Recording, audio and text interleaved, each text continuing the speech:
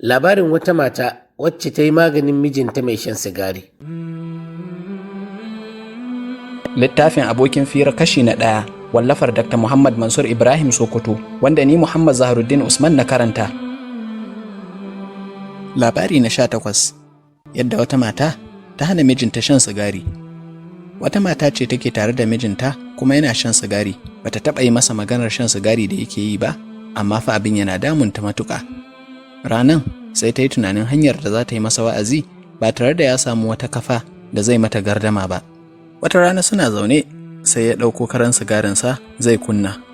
A cikin raha sai ta tambaye shi, nawa ake sayar da karan sigari guda ɗaya ne, sannan kuma guda nawa kake sha a wuni? Da ya bata amsa sai kuma ya ƙara da cewa, ko kina so ke ma ki fara sha ne? Sai ta ce masa a'a, amma dai a matsayina na iyalinka akwai abin da nake sha'awar saya, ba sigari ba. Ba tare da jin wata damuwa ba, ya yanke mata kuɗin da zai riƙa bata a madadin sigari da yake sha. A kwana a tashi yana bata kuɗin nan duk safiya. Ashe matar nan tana ajiye kuɗin nan ne har suka taru suka yi yawa sosai. Ranan sai ta aika aka canzo mata su, aka kawo mata sababbin kuɗi daga banki. Suna zaune suna fira, sai ta fito da kuɗin.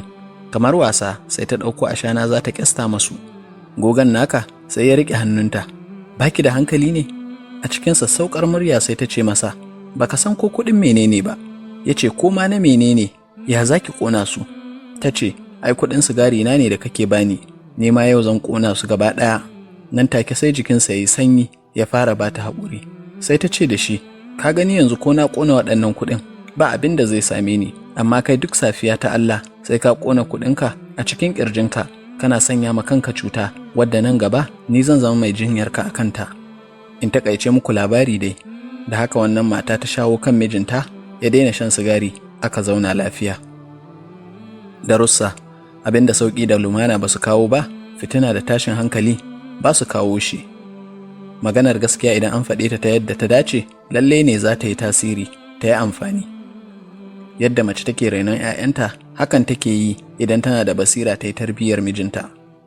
Da yawa wanda yake aikata laifi amma bai jin girman laifinsa, sai an faɗakar da shi. Sabo jarrabawa ce, duk ranar da Allah ya ɗauke ma bawa shi sai ya yi masa mafita da zai bar shi.